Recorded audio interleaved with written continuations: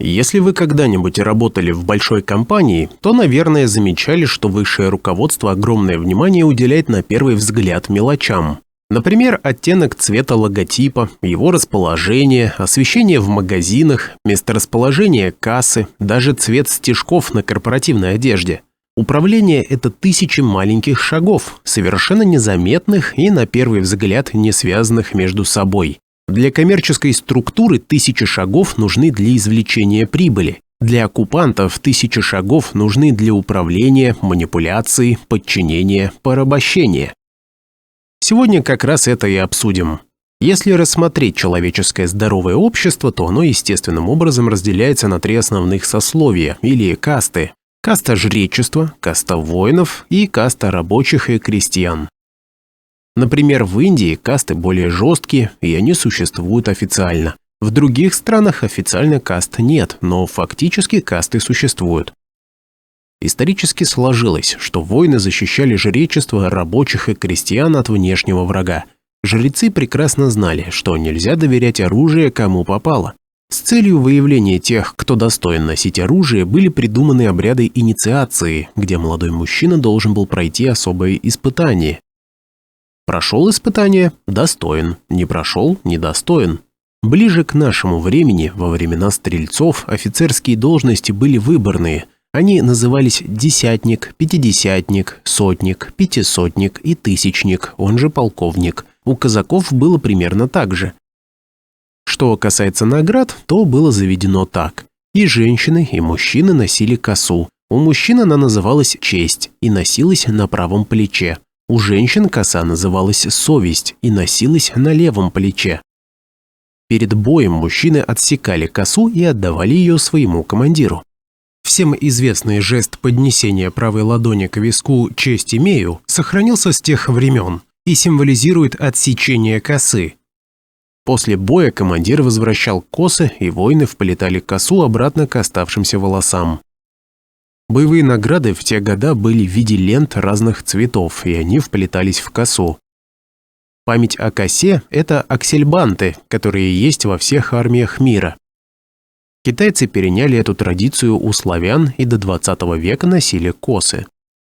В конце 17-го, начале 18 века англичане стали распространять армии иноземного строя в России и Индии. Англичане отменили выборные звания и сами звания, вместо них внедрили свои названия, и кроме того эти звания стали назначаемые. Раньше рядовые знали своих командиров лично, так как они сами их и выбирали. После вмешательства англичан все изменилось. Так как звания стали назначаемые, появилась потребность обозначить высшего по званию знаками отличия. Так появились значки, погоны и эполеты. Кроме того, рядовые зачастую не знали офицеров лично, весь офицерский состав состоял из иностранцев. Здесь мы можем разглядеть пирамидальную структуру управления, тот самый новый мировой порядок. Пирамидальные структуры управления оказались самыми эффективными и простыми для перехвата управления. О чем речь? Небольшие группы управляются иностранным офицером. На схеме это маленькая пирамидка. Эти небольшие группы вложены в более крупную управляющую структуру, в которой офицер, также иностранец, на схеме маленькие пирамидки вложены в большую пирамиду. Глобальное управление, самая верхушка пирамиды, осуществлял двойник Петра I, то ли пират Морган, то ли Ааян Муш, то ли принц Леопольд. История прошедших веков, как вы уже поняли, сплошное зазеркалье. Если в стране выстроена пирамидальная система управления, то для подчинения всей страны достаточно заменить самую верхушку пирамиды и точечно верхушки пирамид в пирамидках меньшей иерархии. Также англичане полностью заменили одежду. Вместо национальной одежды появилось что-то вроде пиджака или куртки. Также они заменили боевые награды. Вместо лент в косах появились медали и значки на груди. Именно из-за новой необычной одежды эти новые войска называли потешные. Я вам это рассказываю, поскольку что-то похожее с косами и национальной одеждой было по всему миру. Историю стрельцов я привел в пример как наиболее понятную и известную. На рубеже XVIII века англичане и голландцы все армии мира переформатировали под новый стандарт. Например, во всех армиях есть генерал. Это английское слово, и означает оно «главный». Майор означает «главный», «основной», «важный». Практически все звания во многих армиях мира имеют английское или голландское происхождение. Все это было сделано, естественно, не просто так. Англичане отлично знают человеческую психологию. Дело в том, что человек периферическим зрением видит свои плечи, и если они стали больше за счет одежды и погон, то у него увеличивается самооценка. Меняется отношение к самому себе и окружающим. Почему именно плечи? Видимо, это сидит где-то на подкорке, ведь чем больше плечи, тем сильнее человек, тем больше у него легкие. Чем больше легкие, тем он более выносливый, он может более длительное время переносить тяжелые физические нагрузки, бежать, плавать и вести бой. Все это означает, что у него отличное здоровье и генетика, его уважают мужчины, он пользуется повышенным вниманием со стороны женщин. Для примера давайте вобьем в поисковик слово «задрот» и узнаем, какие эмоции мы испытываем. Наверное, что-то вроде презрения. А теперь представим, что этот же парень одел эффективную и красивую форму. Также, но с обратным знаком, действует на человека рабочая одежда с бесформенными мягкими плечами и давящими лямками на плечи. Так, например, работникам известной сети быстрого питания специально выдают одежду на размер больше, причем женщинам специально дают мужскую одежду, а работники в ней выглядят неуклюже, что принижает самооценку, и такие сотрудники будут гораздо меньше грубить и хамить клиентам. Как говорится, попробуйте сами. Даже есть такой раздел в психологии, связанный с одеждой. Как новая одежда повлияла на людей? Я думаю, многое зависит от зрелости личности и от других качеств человека. Если у человека зрелая психика, то сочетание власти, оружия и погон приведет к положительному эффекту, пониманию ответственности перед людьми за свои поступки.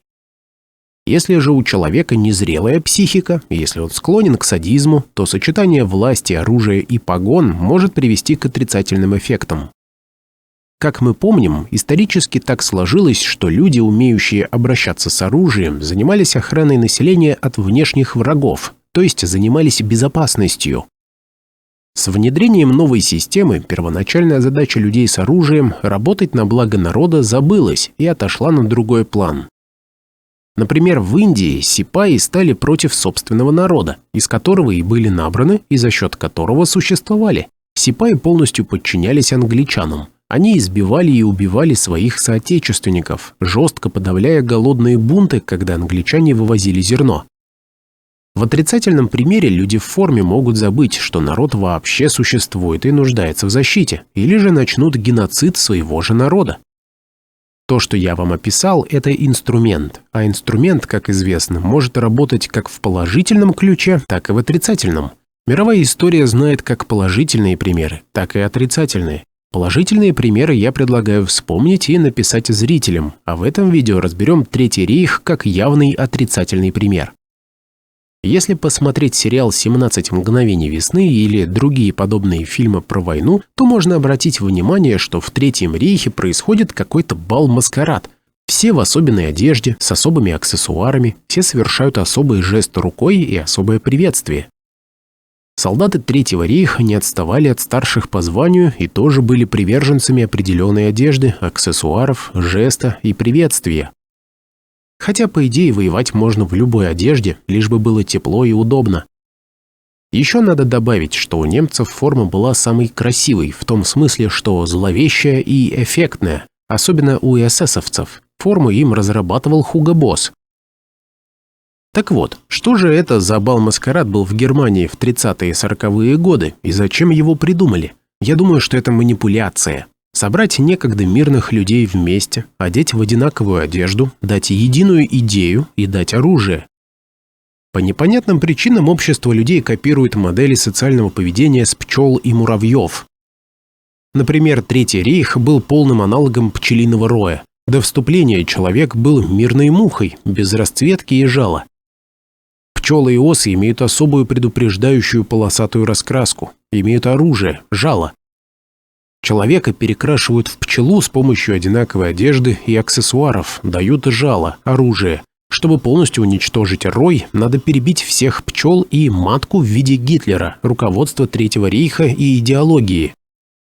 Причем, пока жив основной рой с маткой, гибель одной пчелы или даже половины всех пчел не имеет значения. На место умерших пчел приходят новые. Пчелы ревностно защищали матку, зачастую ценой собственной жизни. Сами пчелы не принимали решений, они выполняли команды от матки, атаковали роем, отсюда и его парадоксальная эффективность в решении военных задач. Еще интересное наблюдение. Мирный житель, вступив в ряды Третьего рейха, был безумно горд только этим фактом вступления, ничего не сделав полезного для своего народа. Немецкие подростки были горды только лишь тем, что знают кого-то из СС или просто стояли когда-то рядом с ним. Сам Рой занимался самолюбованием одежды и аксессуаров, мечтая заполучить еще больше аксессуаров, ничего не делая полезного на благо своего народа и страны. Более того, все здравомыслящие офицеры понимали, что приближается гибель нации, но до последнего продолжали выполнять преступные приказы от матки, ведь если ослушаться приказа, то высшее руководство матки лишит одежды и аксессуаров. Выходит такая абсурдная ситуация. Страна все больше завалена трупами. Под ружье стали ставить детей и стариков, но офицеры продолжали слепо выполнять приказы, в страхе потерять одежду и аксессуары, делая вид, что все хорошо и Германия вот-вот победит. В итоге миллионы германских мужчин с оружием, которые исторически должны защищать свой народ, прошли путь от завоевателей почти всей Европы до разрушенной и заваленной трупами Германии. Где же здесь функция мужчины защищать свою страну? В данном примере им надо было защищать свой народ от Гитлера и руководства Третьего рейха, тянущих Германию на дно. На каком-то этапе они должны были понять, что их использует Англия для нанесения максимального урона СССР и России, но у них случилось коллективное помешательство. Начиная с 1943 года германцы понимали, что войну они точно не выиграют, но продолжали отчаянно воевать с СССР, неся большие потери. Говорят, германцам вешали лапшу на уши союзники, обещая, что они впрягутся, но не впряглись. Это привело к тому, что к 1945 году относительно 1943 года, если бы они сдались в 1943 году, было убито несколько миллионов германцев. Были разрушены десятки и сотни городов, были разрушены сотни и тысячи заводов и фабрик. Чем больше длится война, тем больше потери и тем больше надо будет ресурсов для восстановления. Особенно нужны будут деньги, а взять их после войны особо негде. Единственное решение – это продать часть самостоятельности и независимости. То есть, чем дольше воевали германцы, тем в большую кабалу они затягивали своих детей и внуков. Ведь в будущем им придется заложить свою страну банкирам в обмен на независимость и самостоятельность. То есть, чем больше воюет проигрывающая сторона, тем большей колонией они станут в будущем. В принципе, так и получилось. Единственное решение для проигрывающей стороны – сдаться как можно быстрее, пока живы люди, целые города и заводы, но неведомая сила заставляет их продолжать уничтожать будущее своей страны. Как известно, когда пчела жалит, она погибает. То же случилось и с Германией. Рой выполнял свою функцию до последнего, пока практически полностью не самоуничтожился. Остатки Роя были добиты войсками СССР и США.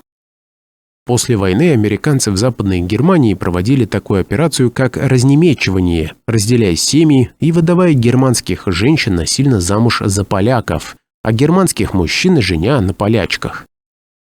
Англия вот уже 500 лет озабочена поиском волонтеров повоевать против России.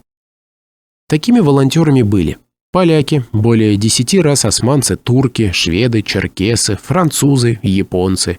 Германцы стали 6-й страной, которую Англия использовала для войны против России. Причем для Германии это участие оказалось очень плачевным. В будущем Германия навряд ли когда-нибудь восстановится хотя бы до уровня конца XIX века. Еще важное дополнение, чтобы пазл сложился. Почему индусы-сипаи становились против своего народа? Почему индусы-сипаи избивали и убивали своих соседей по деревне? Нам нужно узнать новый термин. Николай Левашов называет его роботизация. Почитать подробно об этом можно в его книге «Последнее обращение к человечеству».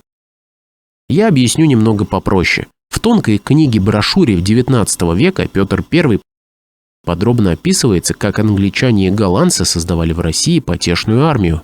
Впервые применялся такой метод, как муштра. Муштра – это бесконечное выполнение приказов – налево, направо, кругом, бегом и так далее. Это тоже инструмент, служащий для того, чтобы солдаты, не думая, выполняли приказы. Наверное, в некоторых случаях это необходимо, например, в крупных войнах. Инструмент, как мы помним, можно использовать по-разному. С другой стороны, у казаков не было муштры, однако на полях сражений Первой мировой войны в европейских армиях был приказ одного казака брать только со значительным численным превосходством, даже раненого.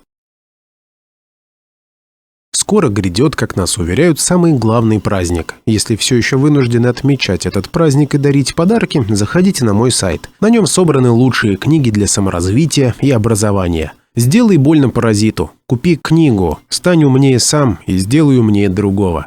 А на этом все. Есть над чем задуматься. До новых встреч. Пока.